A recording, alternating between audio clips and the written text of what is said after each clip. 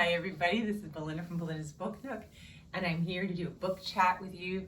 I took so long, I don't know why I took so long, but I've been wanting to get to talk to you guys about both books that I read last month. It all started, my sister had recommended that I read the book, The Personal Librarian, and when I read the description of it, I thought, one of the things that I've been also trying to do is to read through more classics. And I had this one, which was Nella Larsen's Passing. And the underlying concept in both of those books does talk about the idea of passing. So I thought it would be really nice to kind of read these two together to complement the experience of the ideology or the idea of one passing. And when we say passing, this isn't, in this instance, it's passing from being a Black person or an African American person and presenting yourself as a white person and trying to live that way. So I picked up both of those. Well, I own this one, and the other one I took from, it's an ebook, an audio book from the library, and I listened to the Personal Librarian. And the Personal Librarian is, let me just go real quick so I can give you, is written by Marie Benedict and Victoria Christopher Murray. It is a historical fiction slash fiction because it is based on the character of the person, the real life person, Belle de Costa Green, who was the personal librarian for J.P. Morgan. This book just came out this year, I believe this was published. Yep, in June of 2021. This book here, Passing, was written in, I think, 1923? 1920s? It's the 1920s, I believe. I don't know if it has the actual, in this copy, it might not even tell us its actual date. Yeah, this is because this is redone. But, so anyway, let's start with the Personal Librarian, and then I'll go to Passing, and then I'll also have some other stuff I want to share with you with regards to this whole thing. I enjoyed the book a lot. I thought it was really well written, well paced. I think that both of the authors came together and utilized real information to create a story that was both engaging and educational, like motivating me to, the reader to learn more about not only just Belle de Costa Green, but also about the art that they mention in the story. I found that very, very interesting. Let's see, I wrote some notes. So Belle de Costa Green, she was born Belle Marion Greener. And the thing to note about her is she was born of African-American parents. Her mother, I believe, if I'm correct, and I didn't write notes on that, I believe her mother might have been of mixed heritage. She was very, very fair skinned. And her husband was not, but he wasn't, I probably not very dark.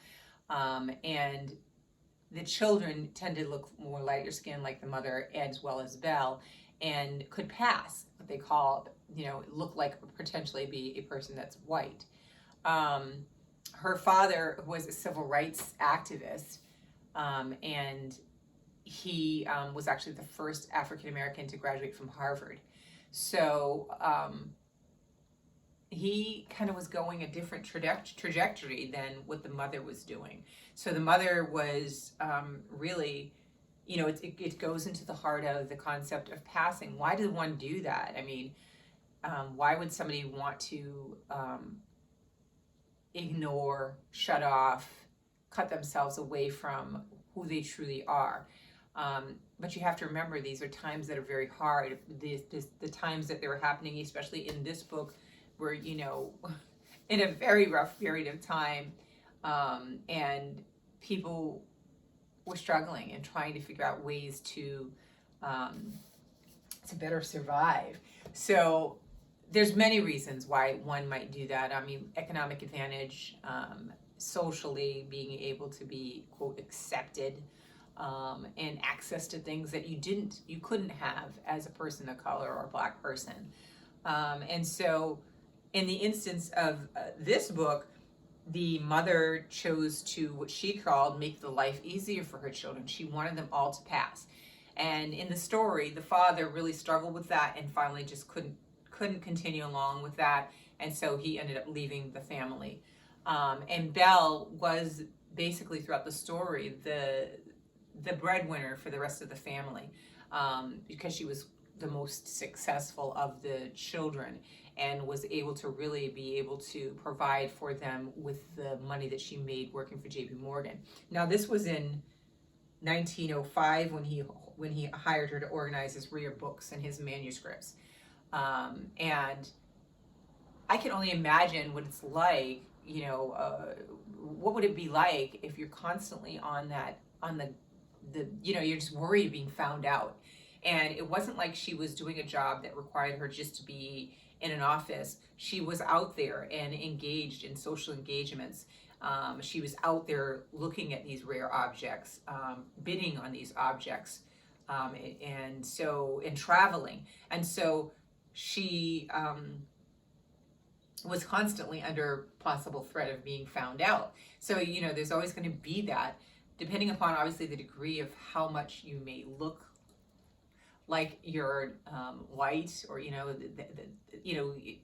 it's interesting. I'll comment on that a little bit later when I talk about something else in terms of how do people know and can tell when people are mixed, even though they might be very light skinned.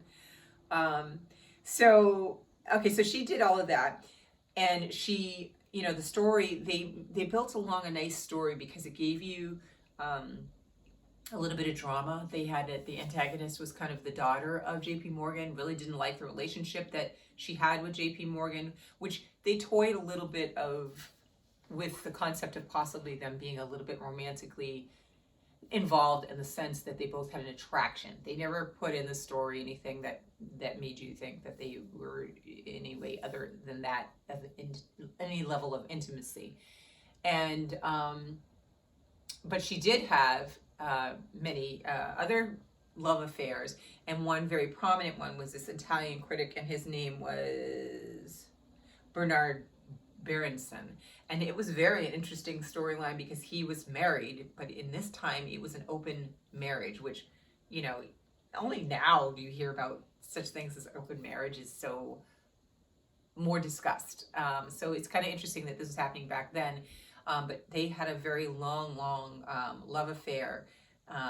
And there's other things that could occur in the story with regards to her and him. But that was kind of interesting. And like I was saying before, is that JP Morgan's daughter was not, didn't like how much her father was,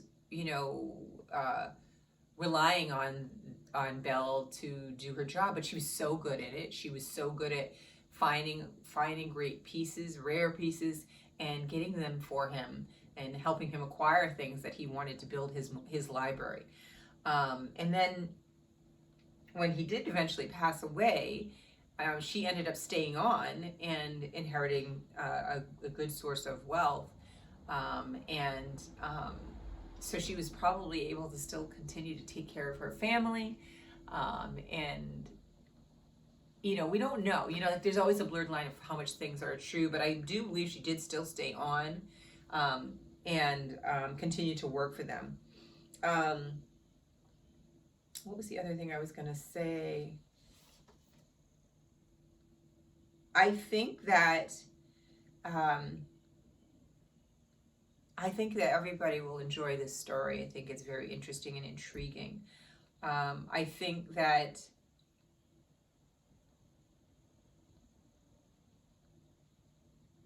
she was able to achieve so much because she presented herself as white. And his success with regards to this collection would not have been the same without her. And to this day, as a matter of fact, I did find out that there is a Belle Green Bernard Berenson Letters Project, which is supposed to come out. Let's see, what's the other one? There's two of them. That one is all sorts of letters and correspondence between her and him. and they're going to release that to the public. And that, it's not just a bunch of love letters. There is some of that of there, but it is a lot of, he was really more of her equal in terms of, you know, knowledge about the art world, and they benefited from their relationship intellectually as well. And I think these letters also talk and show all of that as well. So they're going to have, at the Morgan Library and Museum, they'll have this collection available for people. I think that that's going to be a digital one that people and scholars would be able to kind of scrub for information they may need. But the other thing that's really fascinating, it's opening the fall of 2024, is the Belle de Costa Green exhibition, which actually has, like, they have a terracotta bust of her that was created, I don't know what the year is that was actually created, but that's actually in the library. They show pictures of the, you know, the office of like where she worked, which, like in the book that she described it, it's just stunning. And to imagine for a Black woman working in such a prestigious position in such a wonderful environment back in this time when all of this other things, lynchings, killings, slavery, everything is continuing to happen, and she's, you know, existing in this space. So that will be really interesting to follow up, and I'm definitely going to keep an eye out to look to see when that library actually opens. I just thought it was a really good book, and I really enjoyed the audio version of the story. As you can see, I wrote a lot of notes in it in my book, but I thought it was just very, very fascinating and impressive. And then when we move on here to Nella Larsen's book, which, you know, was written a long time ago in the 20s. This is about two African-American women, both fair, but one choosing to live her life presenting as white, who ends up marrying a very, very racist white man, and has to keep that secret from him in order to live this life that she perceives to be well. I guess, you know, the things that always question me is that it's, you know, they may be gaining financial, but she's losing all of this legacy, this history, all of the things that we're learning. And I say we're learning because we are continuing to have more access to the entirety of American history and being able to see more about the contributions of African Americans in this country. And I think that when you do present yourself in past like that, you're cutting yourself off from all of that legacy and heritage. And but at the same time, you know, there's a level of reasoning that you understand why a person does that, because they feel like their life can be easier in other ways, right? But this book followed these two women. It's really, really short. The story is very good. I don't want to give anything away because it's short and it's really hard to talk about it without spoiling it. But you know, it was interesting to watch the dynamics between these two ladies. One who could, well, both that could present, one that did, and one chose the other life to marry a Black man and have her children and raise herself within the Black community and work with regards to civic duty for her community. You felt sad for the woman that tried to pass because she was always lost. Like, she was never really white. She never really fully fit in with what she was trying to present herself as. But in her mind, she thought that was her choice and that was what she had to do and what was going to, you know, make her life better. I think, you know, it's interesting because I have just recently subscribed to Essence magazine again, which is a Black magazine. When I was growing up, my mom had Essence and Ebony and Jet magazine, and you know, and most recently I got a subscription for my sister and myself for Essence again, because I just feel like, you know, I used to have a lot of magazines and then I kind of stopped getting them, but I liked it, you know, because it always has books, fashion, you know, current events and stuff like that, and they're very thin now. Magazines are getting thin, But the irony is my first issue just came a couple of weeks ago, and guess what's in here? An article called Notes on Passing. And it's written, the author of this article is writing about, there's going to be on, what network? They made a movie based on Nella Larsen's book. And they've got Ruth Negga and Tessa Thompson starring in the adaptation of the novel for a book, for a movie. And so this author is writing on this particular article, not so much so about the book, but about the movie representation of it, adaptation, of it. And she's talking about her own experience. So this particular person that wrote this article is a Black woman, and her husband is white. And she was talking about, she has a son who is mixed, and, her worries were that he would choose, or could choose to present himself in a different way other than African American. But his son did make the choice to acknowledge his roots and heritage as a Black person. It's a slippery slope talking about this, because there's always that concept of, people will say, well, his dad is white, so he is part white. And it's not a matter of denying that, but I think the discussion lends itself to the pride and the lack of pride often with regards to acknowledging your Black heritage and history. And I think that it's interesting to listen to this, when I read this article about her reflecting on her experience with her son and her husband, and then her watching this film. And I guess the film, in order to also kind of, in order to take away maybe some of the other extraneous distractions, I believe the movie is all presented in black and white. And so it enables you to, the goal would also be to help you perceive both these Black actresses as Black women, but are white women, that they're passing. But what's interesting is in this article that the person that wrote the article was saying when she saw it, even though it was black and white, she knew instantly that they were two Black women. And that was the same thing with regards to the Personal Librarian. There were instances where she was in environments where the Black people that were working there, that might be the wait staff or whatever, were well aware she was Black and passing.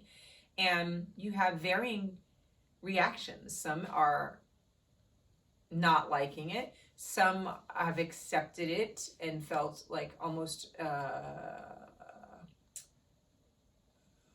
maybe, I don't want to say cheering them on, but like,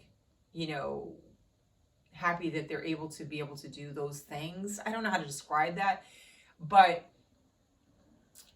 one of the things that I think Black people have well adjusted is that we can look and we can see a person that usually you can look and you go, oh, no, they're Black, or there's a little Black in there.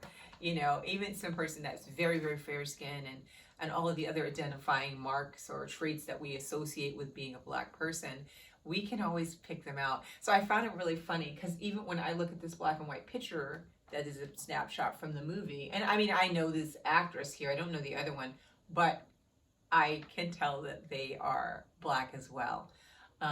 So I think we've got to fine-tune radar to kind of be able to connect and identify with each other, even when we're presented in different shapes and colors and all that. So I was just excited. I thought that this was just, what timing that this came while I'm reading this and the Personal Librarian. When things like that happen, I feel like that is a message that it was supposed to happen at this time. And I wanted, and that I should take note of it. So if you do get a copy of this, one's got Megan Thee Stallion on the cover of it. It's a little risque cover, but if you do pick up this Essence issue, it has a good article talking about this movie. I don't know when it's coming out. I don't know if it says. I don't really think so. I think she's just talking about her experience with herself, and then it just, you know, when she was being asked to write this article, you know, what's going on in her mind with regards to when she's thinking about this movie and that whole concept. So, long and the short, I liked both books. I really am glad that I finally got to this one because I've been wanting to. I'm really happy that I read The Personal Librarian and recommend it highly as well. And I think the concept of passing is a very complex thing that you can't just kind of you can't just, it's not a black or white situation. I can't use that expression in this, but you can't just say one thing or the other. You have to really look at the complexities of it, why people do things that they do. I've talked a lot on this channel throughout the time I've been on here about colorism, and that plays a part in this whole situation. I don't know if I'll call it a situation, but this whole thing as well. You know, there is obviously a bias and a comfort that people feel better with people that look more like them, and rather than people that are so different from them. And that plays out in many ways in different countries throughout the world. And I believe strongly that that's a direct result to colonialism and things that have happened from our history. And it rings true into today. And so I think it was really interesting to read these two books, and I was glad and grateful to read these stories and to see these were different ways. These were, you know, this one woman in this one was marrying somebody and elevating herself financially through that marriage. Whereas in the Personal Librarian, she didn't marry anybody. She was the breadwinner. She utilized it to gain financial advantage for her family.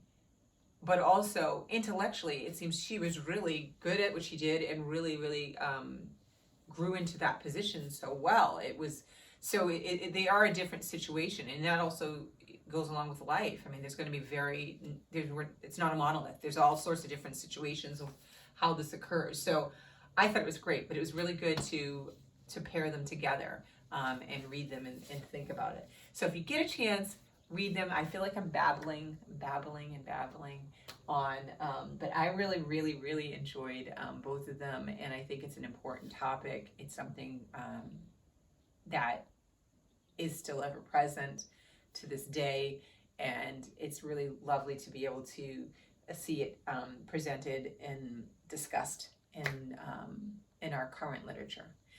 Anyways, I hope you guys have a great day. It's nice and sunny here, and I hope it's nice and sunny there. I will talk to you guys soon. Bye.